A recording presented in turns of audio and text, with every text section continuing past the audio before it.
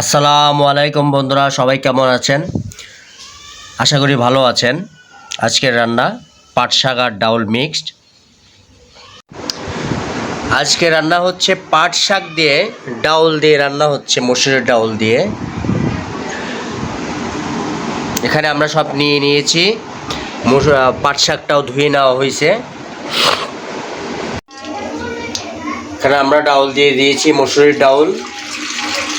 ডাউলে একটু পানি দিয়ে দিলাম। এখানে কাঁচামরিচ মাঝখান দিয়ে ফেলে নেওয়া হয়েছে, ওটা দিয়ে দিলাম। পেঁয়াজ কুচি দিয়ে দিলাম, রসুন কুচি। এখন একটু লবণ দিয়ে দিব আমরা। এখন আমরা ঢাকনা দিয়ে ঢেকে দেব। দেখেন ডাউলটা হয়ে গেছে। এখন একটু হলুদ দিয়ে দিব। হলুদ দিয়ে দিলাম।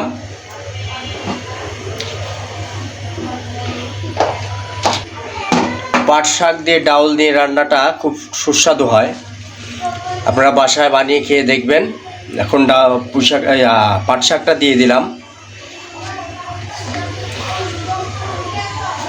দিয়ে আমরা একটু ঢেকে দেব।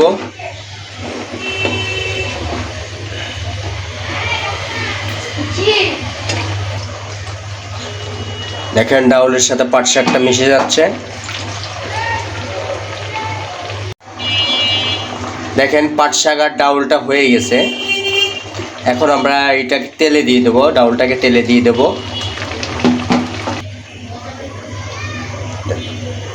পাট শাকটা তেলে দেওয়ার জন্য তেল দিয়ে দিলাম।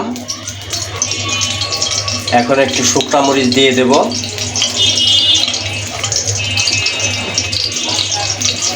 শুকনা মরিচটাকে একটু নেড়ে নেব। এখানে একটু পেঁয়াজ কুচি দিয়ে দেব, সাথে একটু রসুন কুচিও দিয়ে দেব।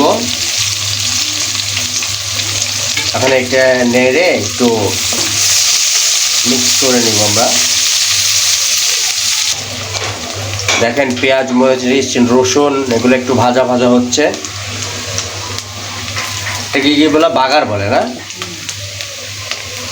ডাউল বাগার দেওয়া যেমন এটাও বাগার দিতে হয়। পেঁয়াজ মরিচটা ভাজা হয়ে গেছে। এখন ডাউলটা ঢেলে দিব।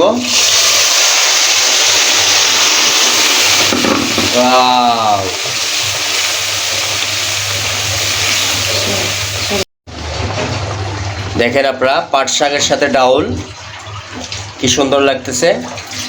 ডাউলটা আমাদের হয়ে গেছে, পাট শাক ডাউল মিক্সড মসুরের ডাউল। এখন আমরা ডাউলটা নামিয়ে নিব। দেখেন বন্ধুরা, পাট শাকের সাথে ডাউল মসুরের ডাউল কি সুন্দর লাগতেছে।